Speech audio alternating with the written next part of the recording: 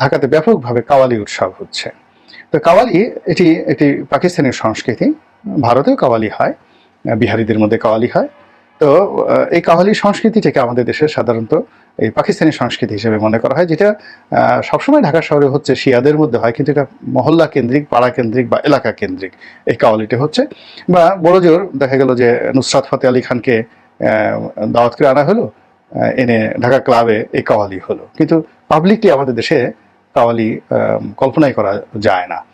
দুইবার হয়েছে, ইদানিং হচ্ছে, আর ৭৫-এর ১৫ই আগস্টের পরে এরকম হঠাৎ করে কাওয়ালির যে অনুষ্ঠান সেটি বেড়ে গিয়েছিল। তো এখন ৭৫-এর ১৫ই আগস্টের পরে জামাতের উত্থান এবং ওই সময় কাওয়ালি বৃদ্ধি পাওয়া এবং হঠাৎ করে এই সময় আবার কাওয়ালি বৃদ্ধি পাওয়া এবং ঢাকা বিশ্ববিদ্যালয় ক্যাম্পাস থেকে শুরু করে সব জায়গাতে এই যে কাওয়ালি হচ্ছে, এটি নিয়ে এই আন্দোলনে যারা বিপক্ষ শক্তি, আওয়ামী লীগ এবং তাদের যারা দোসর রয়েছেন, তারা কথা বলার সুযোগ পাচ্ছেন।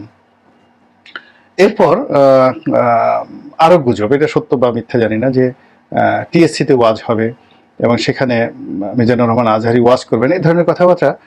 আমি সত্য মিথ্যা কিছু জানি না, কিন্তু ফেসবুকে কিন্তু এই সকল কথাবার্তা হচ্ছে। তো সব মিলিয়ে যারা আন্দোলনকারী আছেন, সমন্বয়ক যারা আছেন, সরকারে যারা আছেন, তাদেরকে আমি অনুরোধ করব যে এই সময়টির সঙ্গে যেন ১৯৭৫ সনের যে সেপ্টেম্বর মাস, সেই সেপ্টেম্বর মাসের যে রাজনৈতিক অবস্থা এবং ওই সময় জামাতের ভূমিকা, ওই সময় সেই জনগণের মন মানসিকতা, আওয়ামী লীগের দুরবস্থা, নতুন একটি রাজনৈতিক যে মতাদর্শ সেটার যে উত্থান, এবং ওই সময়টাতে এই নতুন মতাদর্শকে ম্যাটেরিয়ালাইজ করার জন্য যে সকল পলিটিক্যাল জিনিয়াসরা ওই সময়টাতে যে কাজকর্ম করেছিলেন, তারপর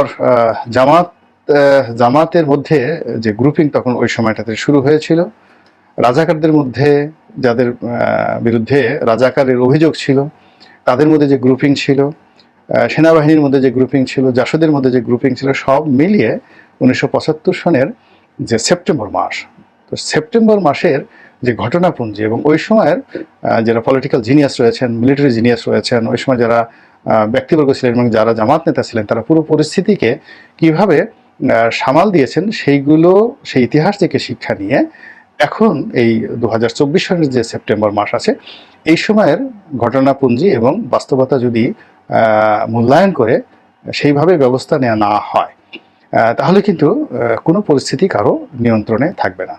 বড় কথা হলো ইতিহাস ঘুরে ফিরে বারবার আসে, একই ঘটনা বারবার ঘটতে থাকে এবং একই সময় একটা বিরতি দিয়ে কখনো ৫০ বছর, কখনো ৭৫ বছর, কখনো ১০০ বছর পর পর জাতীয় জীবনে একটা ঘটনা ঘটে যায়। তো ৭৫ থেকে আজকের ২৪ পর্যন্ত দেখেন অলমোস্ট ৫০ বছর হয়ে গেছে। তো ৫০ বছর পরে এটা একটা টার্মাইল পিরিয়ড, সেই টার্মাইল পিরিয়ডটা হেলাফেলা করা যাবে না, কোনো জিনিসই উপেক্ষা করা যাবে না এবং কোনো জিনিস নিয়ে বেশি উৎসাহ করা যাবে না। এবং আমি দেখলাম আমাদের অর্থ উপদেষ্টা খুব ভালো একটা কথা বলছেন যে আমার নৌকায় খুব বেশি মানে ভার দিয়েন না, আমার একটা ধারণ ক্ষমতা আছে, বেশি ভার দিলে আমি ডুবে যাব, সালাউদ্দিন সাহেব যিনি বলেছেন, ওয়ান অফ দ্য ফাইনেস্ট টক। তো আমাদেরও এই যে বিপ্লবের যে সফলতা, এই সফলতা ভোগ করার জন্য আবেগকে বর্জন করে বিবেককে এবং বিবেচনা শক্তিকে জাগ্রত করে তারপর আমাদেরকে এগোতে হবে। এবং তাই যদি না হয়, তাহলে এই যে সরল প্রাণ তরুণ, তারা যে রক্ত দিয়েছেন, তারা আমাদের মতো যারা লোকজন আছেন, আমাদের ভুল এবং ভ্রান্তির কারণে তাদের সমস্ত শ্রম বিফলে যাওয়ার মতো পরিবেশ পরিস্থিতি তৈরি হতে পারে। আল্লাহ আমাদের সবাইকে হেদায়েত দান করুন এবং